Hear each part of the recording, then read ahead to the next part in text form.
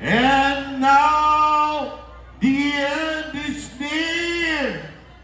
Kahit anong paliwanag ni Auntie Claire, hindi niya na ito maidi-deny dahil mismong kapatid niya na ang nagsabi na bangag ang kanyang kapatid, bangag ang ating presidente. Sa totoo lang, hindi talaga si Bongbong ang nagpapatakbo ng ating bayan.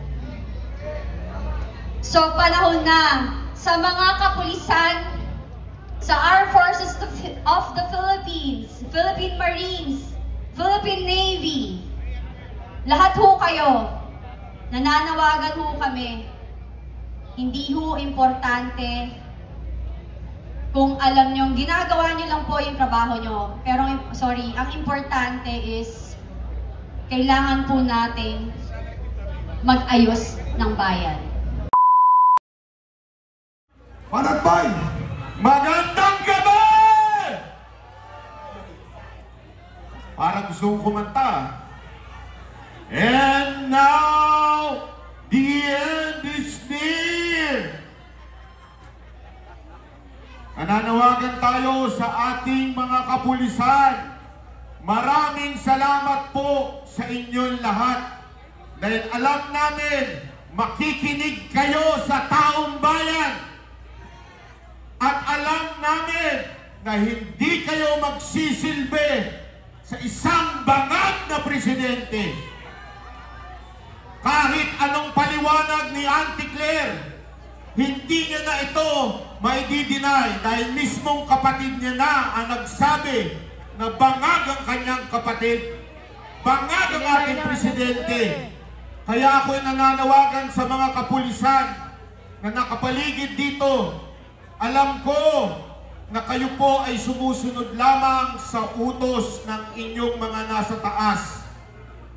Kami po ay ganun din nagpapasalamat sa inyo. Tayo ay kampi-kampi dito. Hindi ang gobyerno ang kaaway namin, kung hindi ang isang bangag na presidente. Kaya sana po sama-sama tayo. At ito'y ating panawagan. Bababa na yan! Bababa na yan! Bababa na yan!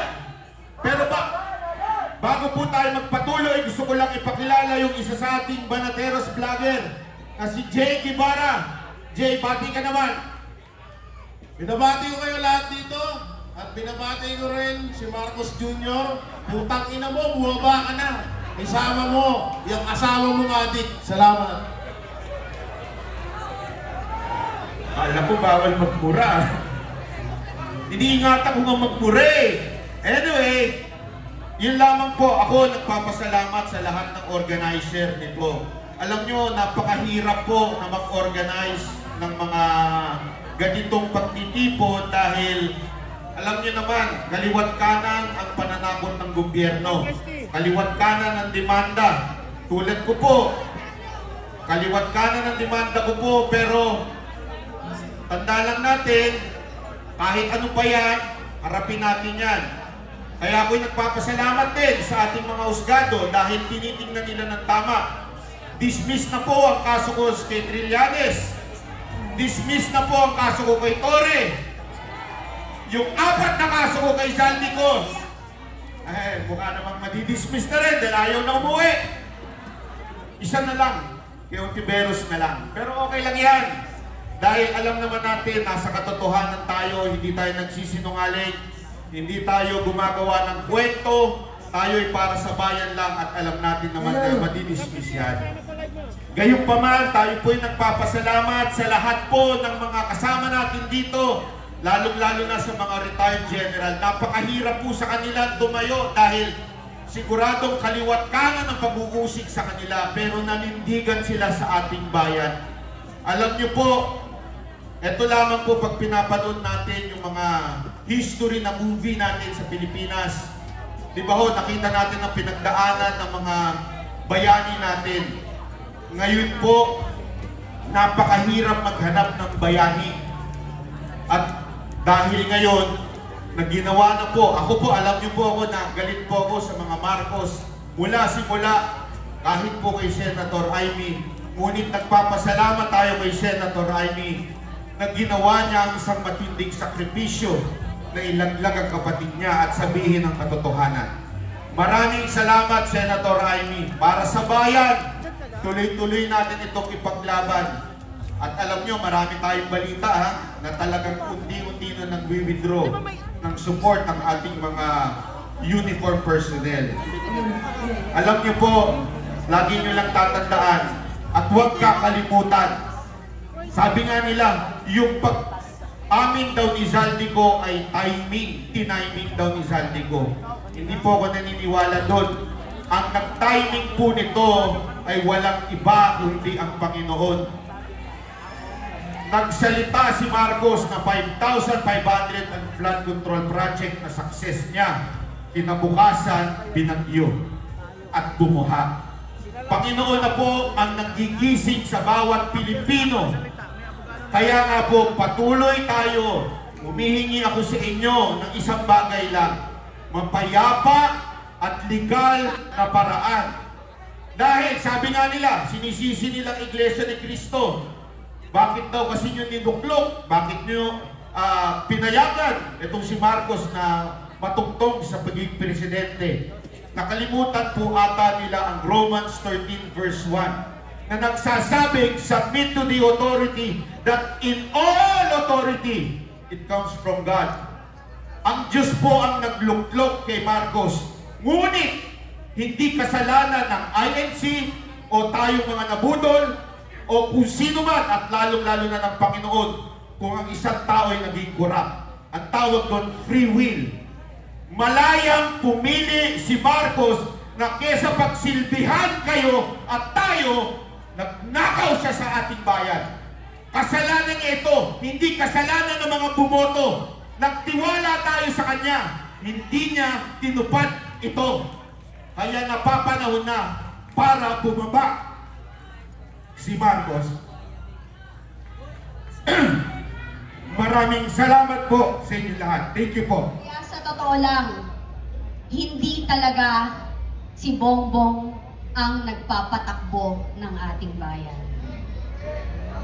So panahon na sa mga kapulisan, sa Armed Forces of the Philippines, Philippine Marines, Philippine Navy, lahat ho kayo, nananawagan ho kami, hindi ho importante kung alam nyo, ginagawa nyo lang po yung trabaho nyo. Pero, sorry, ang importante is, kailangan po natin mag-ayos ng bayan.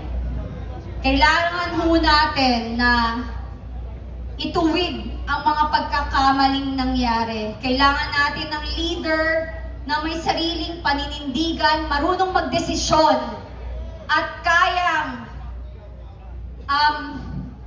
pagod na ako, hindi pa ako at kaya nating ipagtanggol ang ating bayan. Diba?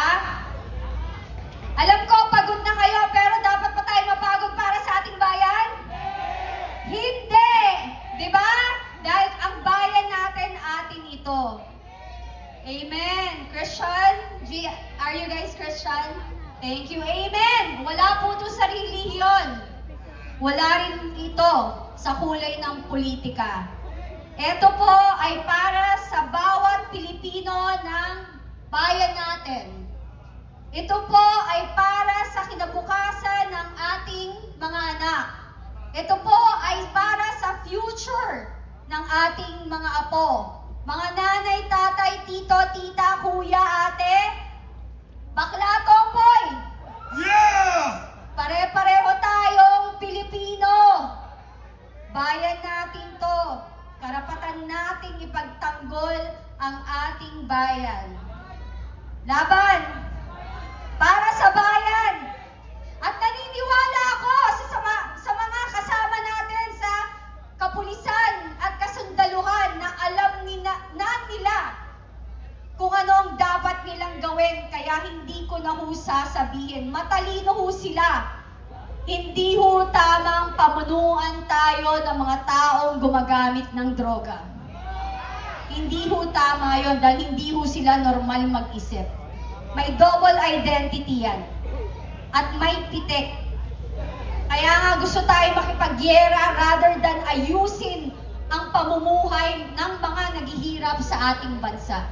Maraming salamat po. Huwag kayong magsasawa. Palakpakan naman para kay Ma'am Cathy Binag. Marami pong salamat. Oh, okay pa ba kayo dyan? Hindi, gusto ko talaga marinig, okay pa ba kayo dyan?